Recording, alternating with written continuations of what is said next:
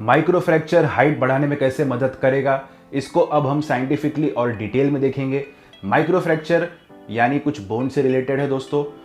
Bones के and में होता है ग्रोथ प्लेट्स या एपिफिजियल प्लेट। तो ग्रोथ प्लेट्स कैसे ग्रो करता है, बोन फॉर्मेशन में कैसे हेल्प करता है, कौन से बॉडी पार्ट्स में ग्रोथ प्लेट्स होता है, ग्रोथ प्लेट कब फ्यूज़ होता है, कब एक्टिव होता है, हमें कैसे पता चलेगा, ग्रोथ प्लेट्स फ्यूज़ होता है तो कैसे फ्यूज़ होता है, हार्मोन्स का रोल क्या है ग्रोथ प्लेट्स में, इन सब चीज़ों के बारे में आज हम बात करने वाले हैं, क्योंकि ये सारी चीज़ें माइक्रो फ्रैक्चर से कहीं ना कहीं डायरेक्टली रिलेटेड है। अगर अब हम इस चीज़ों को समझ गए तो माइक्रो फ्रैक्चर प्रोसेस को समझना और भी आसान हो जाएगा। कैसे हो दोस्तों, मैं हूँ प्रशांत, स्वागत आपका बेटरमेंट एरा में। तो दोस्तों पिछले वीडियो में भी मैंने माइक्रो फ्रैक्चर पार्ट 1 में भी बात किया था, ग्रोथ प्लेट्स क्या है, माइक्रो फ्रैक्चर का प्रोसेस क्या है, लेकिन वो एक ओवरव्यू था। अब हम डेप्थ में इसको समझेंगे और फॉलो करेंगे। Bones grow long after a rapid production of chondrocytes in the growth plates of the long bones. Hence to improve the longitudinal bone growth, delaying of growth plate closure is necessary. दोस्तों हम इस तरह से बात नहीं करेंगे, बहुत ही सरल भाषा में बात करने वाले हैं। तो इस सेंटेंस को छोड़कर या ऐसा कुछ रट्टा वाला सेंटेंस सुनकर आप वीडियो को बंद मत करना, वीडियो को पूरा एंड तक देखना ताकि आपके सारे डाउट्स क्लियर हो जाए। ग्रोथ प्लेट्स या एपिफिजियल प्लेट एक थिन लेयर है कार्टिलेज डिस्क की, जो बोन्स के एंड में इंट्रैप्ड होता है या पाया जाता है। ये बेसिकली लॉन्ग बोन्स के एंड में एपिफिजिस और मेटाफिजिस के बीच में होता है। अब दोस्तों जो कार्टिलेज ग्रोथ प्लेट में फॉर्म होता है, ये वक्त के साथ साथ हार्ड होता है कैल्शियम डिपॉजिट की वजह से, जो आगे जाकर बोन टिश्यू में फॉर्म होता है। तो अब आपको समझ में आया होगा कैल्शियम भी कितना ज़रूरी है हमारे डाइट में। तो ग्रोथ प्लेट्स ही लोकेशन है या वो लोकेशन है जहाँ से लॉन्ग बोन्स ग्रो होते हैं। तो दोस्तों ग्रोथ प्लेट्स हमारे शरीर में कहाँ पाया जाता है? जैसा कि मैंने कहा लॉन्ग बोन्स, तो लॉन्ग बोन्स में आता है Shin bone, femur bone, back bone, हमारे फोरआर्म्स के रेडियस और अल्ना और हाथों के मेटाकार्पल्स में। दोस्तों लॉन्ग बोन्स ग्रो कैसे करते हैं या बढ़ते कैसे हैं, इसके बारे में बात करते हैं।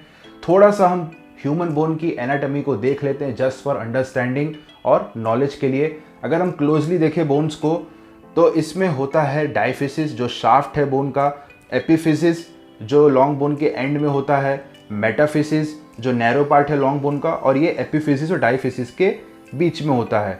आर्टिकुलर कार्टिलेज जो दो बोन के जॉइंट के बीच में होता है और इसकी वजह से फ्रिक्शन कम होता है।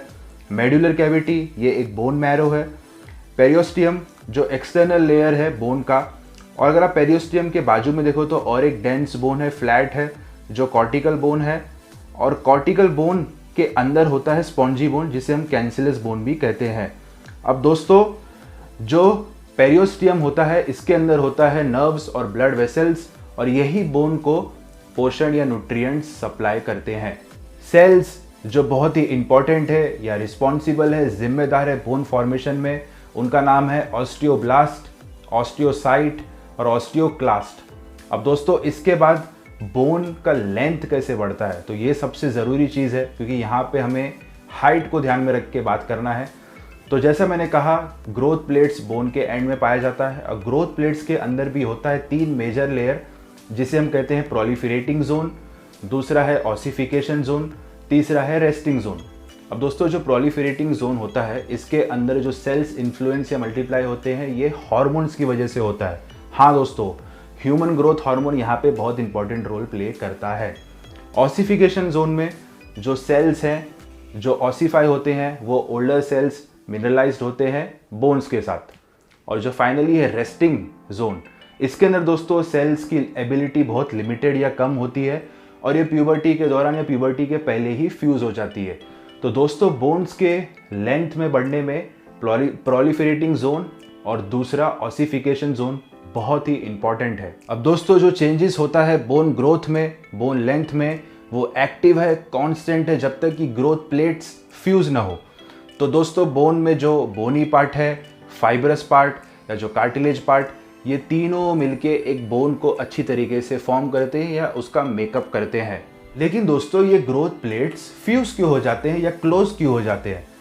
तो दोस्तों जो ग्रोथ प्लेट्स हैं इसके अंदर आपने देखा 3 मेजर जोन्स होते हैं, प्रोलिफरेशन जोन, ऑसिफिकेशन जोन और रेस्टिंग जोन। रेस्टिंग जोन तो खैर प्यूबर्टी के पहले या दौरान ही बंद हो जाता है। ऑसिफिकेशन जोन वक्त के साथ या प्यूबर्टी के साथ ही ये लॉन्ग बोन्स के साथ मर्ज हो जाता है। अब बचा प्रोलिफरेशन जोन जो सबसे ज़्यादा इंपॉर्टेंट रोल प्ले करता है बोन ग्रोथ या लेंथ में या हाइट में।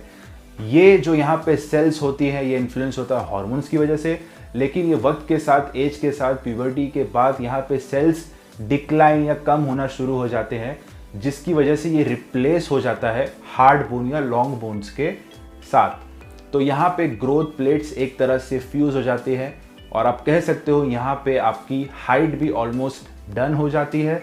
और ये भी कह सकते हो ये बोन जो बढ़ रहा था या ग्रो हो रहा था या लेंथ में बढ़ रहा था, ये भी एक तरह से अब फुल लेंथ बोन हो चुका है। ग्रोथ प्लेट्स कब फ्यूज होता है और हमें कैसे पता चलेगा अब ये फ्यूज हो चुका है?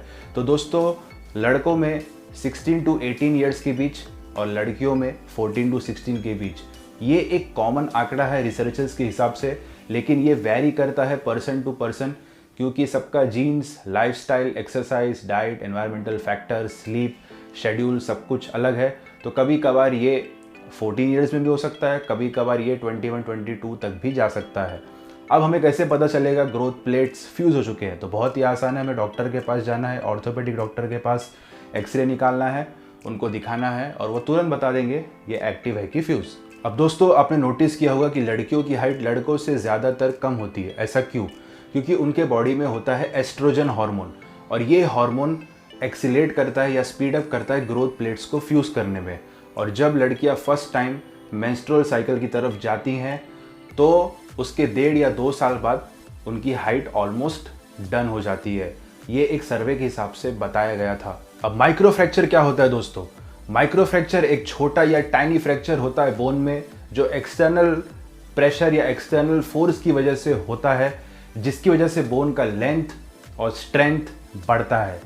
लेकिन दोस्तों, आज की वीडियो में हमने काफ़ी ज़्यादा बात कर लिया है, और बात करेंगे तो बोरिंग हो जाएगा वीडियो। नेक्स्ट पार्ट 3 में हम देखेंगे माइक्रो फ्रैक्चर और माइक्रो फ्रैक्चर सर्जरी के बीच में फ़र्क क्या है, माइक्रो फ्रैक्चर का प्रोसेस क्या है, कैसे हुआ माइक्रो फ्रैक्चर, कैसे पता चलेगा हुआ कि नहीं, हम उसके बारे में बात करेंगे, कौन सी एक्सरसाइजेस करनी चाहिए, शिन स्प्लिंट क्या होता है और माइक्रो फ्रैक्चर से रिजल्ट कैसे मिलेगा, इसके बारे में हम डिटेल और साइंटिफिकली बात करेंगे नेक्स्ट वीडियो में। और मुझे लगता है आज की वीडियो में अगर आपने ध्यान से देखा होगा, समझा होगा, तो नेक्स्ट वीडियो समझना और भी आसान हो जाएगा। आई होप दोस्तों आपको आज का वीडियो अच्छा लगा होगा। लाइक करना अगर पसंद आया, दोस्तों में शेयर करना और कमेंट करना कि आपको क्या डाउट्स है इसमें, तो मैं ट्राई करूँगा उसको सॉल्व करने की। तब तक मिलते हैं नेक्स्ट वीडियो में। आपका दिन शुभ रहे।